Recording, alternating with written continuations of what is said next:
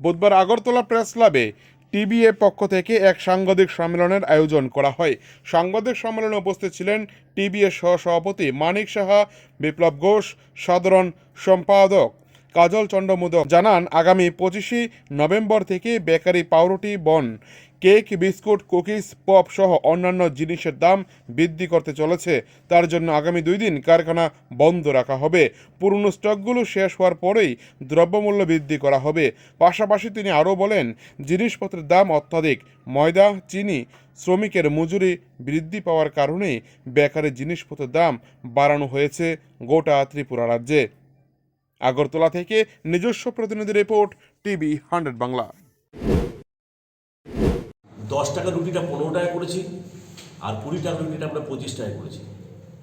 আর আমরা বনটা, যেটা আমরা আগে 20 টাকা বেচতাম, সেই বনের প্যাকেটটা আমরা করেছি 25 টাকা।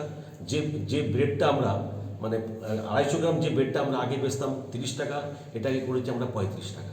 আর কেকের ক্ষেত্রে আমরা সেম 5 টাকা বেড়েছি। যে ওজন চাইছিল সেটা 10 টাকাটা 15 টাকা করেছি, 20 টাকাটা 25 টাকা করেছি।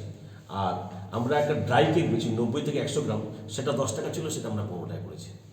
আর আমরা যে বিভিন্ন অনুষ্ঠানে যে কেক যায়, সেই কেকটা আগে ছিল 350 টাকা কেজি, 700 টাকা কেজি, সেটাকে আমরা 800 টাকা কেজি করেছি।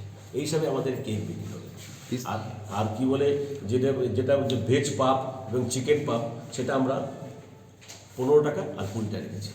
আমরা সেরকম কিছু বাড়াইনি। এই সামান্য বাড়ানোতে যদিও ইন্ডাস্ট্রিটা টেকে, সেটাই আমরা আশা করছি। আগামী দিনে আরও বাড়বে, সেই অনুযায়ী সেই হিসাব চিন্তা করে আমরা রেটটা করেছি। আশা করি আপনাদের মাধ্যমে জনসাধারণকে অনুরোধ করছি, আপনারা আমাদের সহযোগিতা করবেন। এই সহযোগিতার মাধ্যমে আমাদের ইন্ডাস্ট্রিটা দাঁড়িয়ে থাকে, এই হচ্ছে আমাদের আবেদন। আপনার প্রয়োজন না, আপনার ওদের 1 টাকা যদি বাড়াতে পারতেন, হঠাৎ করে 5 টাকা বৃদ্ধি। 5 টাকা বাড়ালাম হচ্ছে আমাদের গ্রাম অনুযায়ী বেড়েছে। ব্যাপার হচ্ছে, আমরা যে 15 কেজি ডালডা বা তেল কিনতাম, সেটা বেড়েছে 600 টাকা। তাহলে 1 কেজিতে কত বলুন?